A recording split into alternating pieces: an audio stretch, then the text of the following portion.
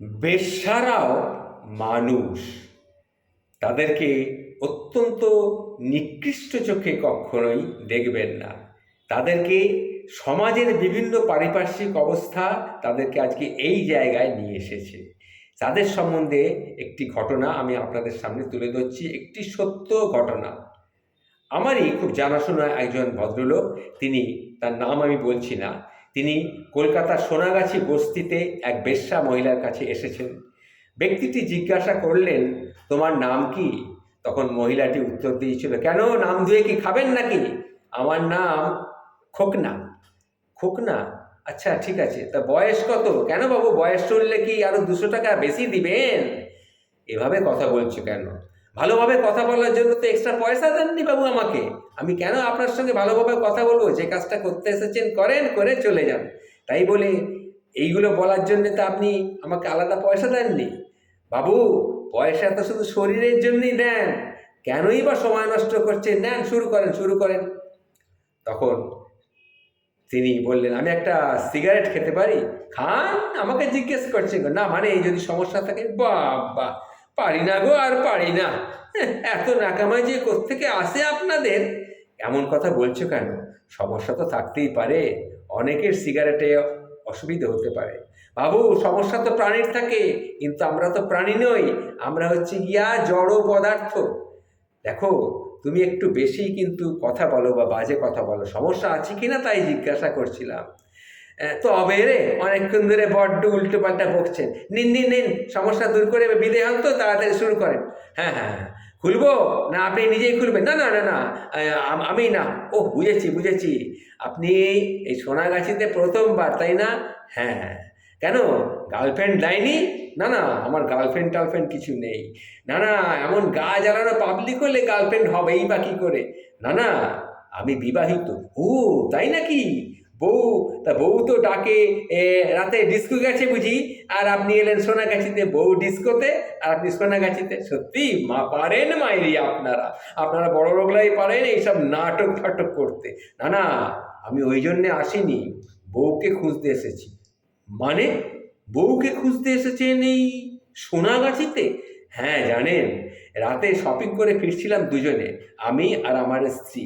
হঠাৎ 4 জন এলো, আমাদের দুজনের মুখে রুমাল চেপে ধরলো। যখন জ্ঞান ফিরল পরদিন সকাল, আমি একটা স্থানীয় হসপিটালের বেডে শুয়ে আছি। তারপর থেকেই আমি আমার স্ত্রীকে খুঁজছি, কিন্তু কোথাও পাইনি। তা হঠাৎ আজ রাতে সোনাগাছিতে এক রাতের জন্য আপনি বউ খুঁজতে এলেন বুঝি? না না, প্লিজ শুনুন, আমার ব্যাপারটা আপনি শুনুন। ওই রাতের ঘটনার বেশ কয়েকদিন বাদে মনে হলো আমার স্ত্রীর একটা ফোন আসে। শুধু বলল, আমি সোনাগাছিতে আসি, আমাকে নিয়ে যেও, আমার নাম অমুক বলে একটা সে নাম বলেছিল, সেই নামটা আমি আর বলছি না। কিছু বলার আগেই ফোনটা কেটে দিল। বুঝতে পেরেছিলাম সে 5 সেকেন্ডের জন্যই হয়তো সুযোগটা পেয়েছিল এবং আমাকে জানানোর সুযোগটা পেয়েছিল। তারপর থেকে আমি ওই নাম্বারে অনেকবার ফোন করার চেষ্টা করেছি, কিন্তু পাইনি। জানি না, আমি ওই জন্যেই আমার স্ত্রীকে তোমাকে বললাম, ওই জন্যেই আমি আমার স্ত্রীকে খুঁজতেই এখানে এসেছি। ও, তা আপনার স্ত্রীকে এখানে তো এইভাবে খোঁজা সম্ভব নয়। চাই শুধু একজনকে, যে লোক, যদি এইভাবে কিন্তু সম্ভব না। আমি তো সেই জন্যই তোমার কাছে এসেছি, আমার কথাটা তুমি শোনো। আমি চাই তোমার মতো একজন বন্ধু যে আমার স্ত্রীকে খুঁজে দেবে এই নরক থেকে। প্লিজ, তুমি আমাকে খুঁজে দাও, যা লাগবে আমি তোমাকে দেবো। আমার কি লাগবে সে দাবি না হয় আপনাকে পরেই বলবো। তা পারবেন নিজের স্ত্রীকে এখান থেকে ফিরিয়ে, সব কিছু নিয়ে জেনেও ফিরিয়ে নিয়ে যেতে? কেন পারবো না? আমি তো বেশ্যাকে কিনতে আসিনি, আমার স্ত্রীকে আমি ফেরত নিতে এসেছি। তুমি তো কত দালাল, কত মাসিকে চেনো, প্লিজ দেখো না, আমার স্ত্রীকে যদি একটু খুঁজে দিতে পারো। আচ্ছা, আপনার নাম্বারটা দিয়ে যান, আমি আপনাকে কথা বলে জানাবো, এই আপনাকে বলে দিলাম, আমি খোঁজখবর করে দেখি। যাই হোক, আমি তাকে নাম্বারটা দিয়ে চলে এসেছিলাম। তারপরে 3 দিন 4 দিন বাদে আমাকে সেই নাম্বারে একটা ফোন এসেছিল। তখন সে আমাকে বলেছিল, এই বিল্ডিংয়ে চলে আসুন, এখানে হাতে কেউ ফোন পায় না, আর সেই জন্যে সে আপনাকে ফোন করতে পারেনি। আপনি চলে আসুন, এসে আপনার স্ত্রীকে নিয়ে যান। সাথে করে পুলিশ বা অন্য কারোর সঙ্গে নিয়ে আসবেন না, শুধু একা একাই আসবেন, আমি ব্যবস্থা করে রেখেছি, আপনি নিয়ে যাবেন। তখন আমি তাকে বললাম, কী বলে যে তোমাকে ধন্যবাদ দেবো আমি নিজেও জানি না। এবার বলো, তোমার কত টাকা লাগবে?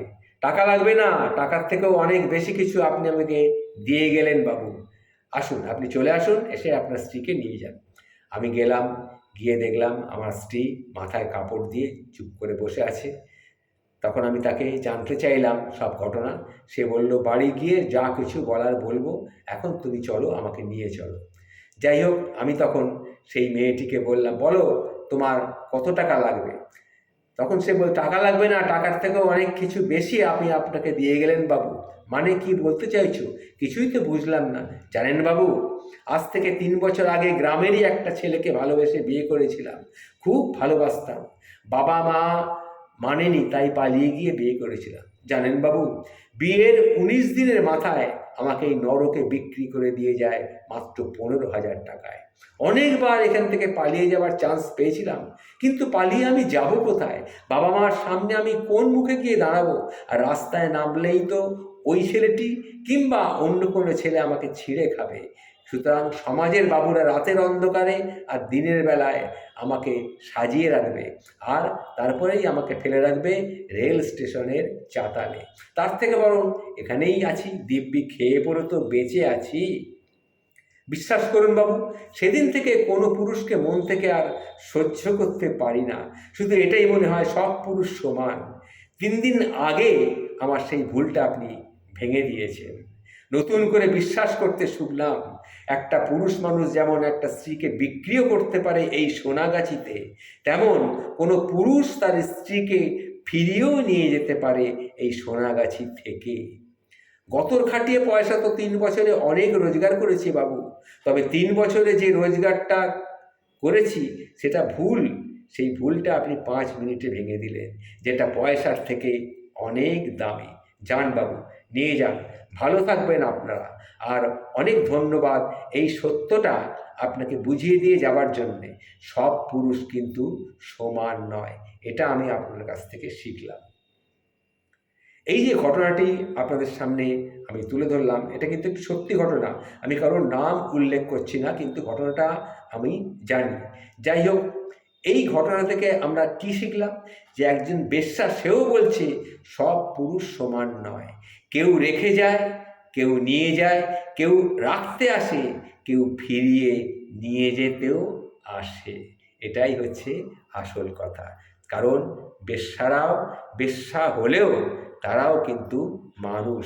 তাদেরকে কখনো নিকৃষ্ট চোখে দেখবেন না। এটাই হচ্ছে কি আমার আসল বক্তব্য।